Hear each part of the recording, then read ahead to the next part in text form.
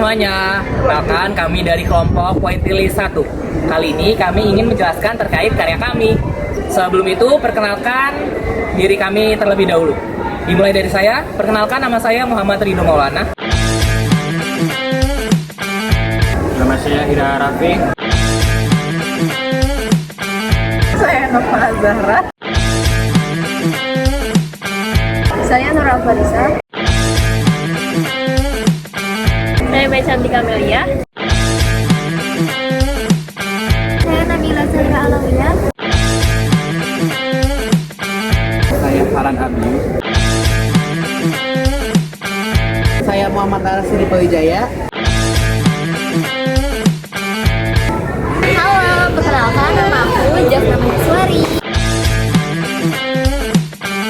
Oke teman-teman, jadi sebelum masuk ke penjelasan dari lukisan kami, sebelum itu kami ingin memperkenalkan tema dan teknik yang kita gunakan dalam lukisan ini. Tema yang digunakan di lukisan ini adalah tema surrealisme kontemporer, di mana tema ini mengangkat kontras antara kejenuhan dunia nyata dengan keindahan delusi yang membuai. Lalu kita di sini juga menggunakan teknik modular canvas art atau seni kanvas terpisah dengan perpaduan plakat atau cat tebal atau menutup dan sedikit sentuhan impasto pada bagian bunga untuk memberikan tekstur timbul sehingga bunga tersebut tampak seolah tumbuh keluar dari wajah. Oke semuanya, kita mulai dari penjelasan dari karya kita.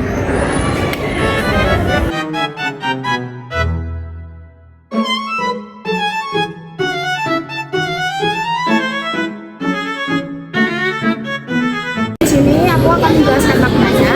Makna dari lukisan ini itu adalah menggambarkan fenomena psikologis di mana seseorang kehilangan kontak dengan realita karena terlalu terhanyut dalam imajinasi atau ekspektasi yang tidak realistis atau sering disebut dengan delusi atau delulu.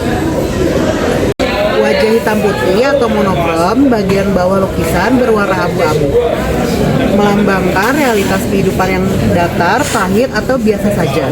Ini adalah diri yang sebenarnya, namun tampak suram tanpa pengaruh imajinasi.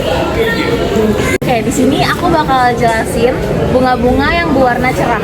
Bunga-bunga besar yang menutupi mata dan dahi melambangkan pikiran delusi atau fantasi yang indah. Dan warna-warna kontras ini menunjukkan betapa menggiurkannya dunia imajinasi tersebut dibandingkan dengan dunia nyata. Oke, jadi saya akan menjelaskan tentang penempatan di area mata. Sesuai dengan judulnya, bunga-bunga ini menutupi bagian matanya hingga menggambarkan seperti melembutakan. Sang subjek juga tidak bisa lagi melihat dunia sebagaimana adanya, melainkan melihat dunia melalui filter fantasi yang ia buat sendiri. Oke, kali ini saya akan membacakan pesan moral dari lukisan yang kami buat. Pesan moral dari karya ini adalah membawa pesan tentang pelarian diri, memiliki imajinasi atau harapan yang indah, disimbolkan dengan bunga-bunga yang ada di atasnya. Namun, jika kita membiarkan fantasi tersebut menutupi pandangan kita, sepenuhnya kita akan kehilangan area di dunia nyata atau realitanya.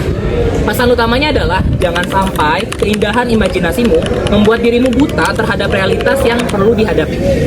Salah satu referensi yang ada di lukisan ini adalah floral anatomy, di mana konsepnya ini kita mengganti bagian wajah, terutama pada bagian mata, dengan elemen alam seperti bunga. Konsep ini sangat populer di Pinterest. Tujuannya adalah untuk menggambarkan pertumbuhan pikiran atau gangguan mental secara akustik.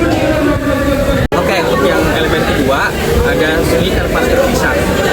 Itu adalah teknik menyusun beberapa panel kanvas kecil menjadi satu gambar besar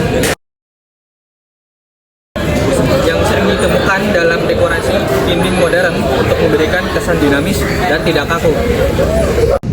Untuk elemen yang terakhir ada contrast painting, yaitu inspirasi penggunaan teknik impasto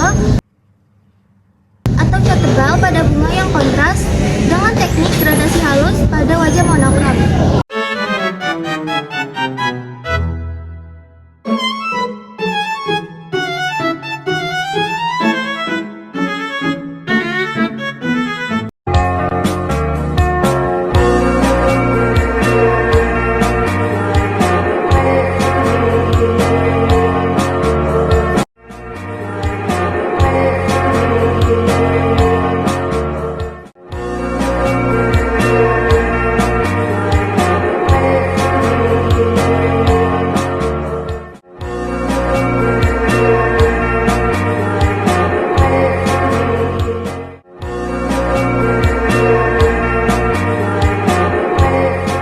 pada tahap perencanaan, dimulai dengan diskusi kelompok terlebih dahulu untuk menentukan konsep dulu yang sedang tren.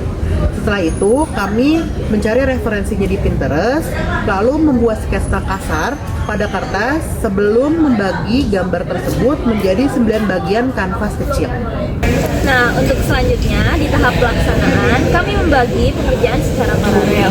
Ada yang fokus menjaga dasar wajah dengan gradasi abu-abu, sementara yang lain fokus mendetailkan kelopak bunga dengan warna-warna kontras seperti merah, biru, dan pink. Tantangannya adalah memastikan garis antar kanvas tetap tersambung. Yang terakhir itu ada tahap penyelesaian atau melakukan finishing dengan mempertegas garis di outline dan memastikan warna hitam pada bagian bawah benar-benar tepat untuk memberikan efek kedalaman.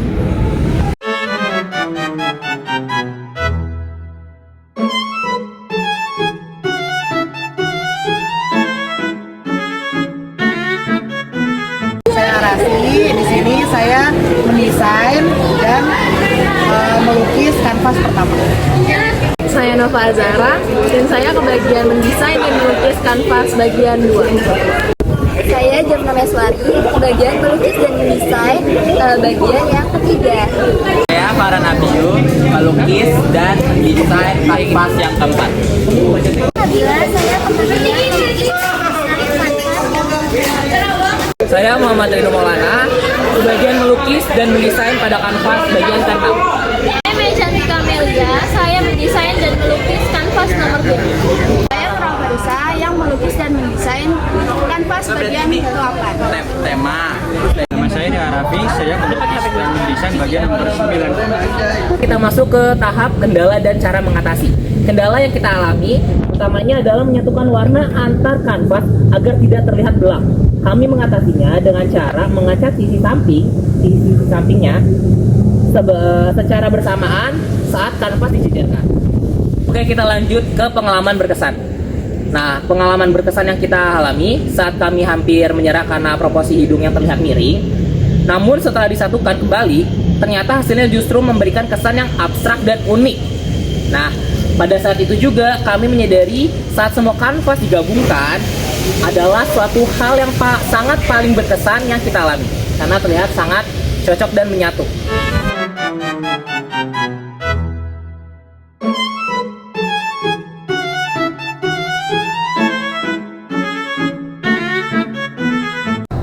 Untuk kelebihannya, yang pertama, alhamdulillahnya lukisan kami cukup dipandang baik oleh para guru-guru.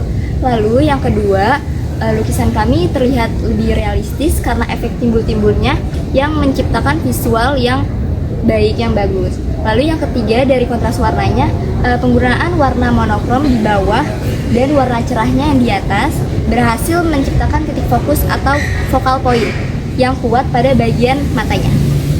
Untuk kekurangannya, yang pertama, karena tugas lukisan kami disuruhnya membuat lukisan pointillis, namun lukisan yang kami buat tidak mencakupi hal tersebut, maka itu termasuk menjadi kekurangan. Lalu yang kedua, dari presisi atau sambungannya, ada sedikit ketidakrataan pada garis sambungannya antar kanvas karena perbedaan tekanan kuas tiap anggota. Lalu yang ketiga, ada ruang kosongnya. Bagian kanvas putih di sisi bawah masih terlihat agak kosong, yang sebenarnya ini itu bisa ditambahkan detail-detail bayangan atau dedaunan yang jatuh untuk menambah estetika.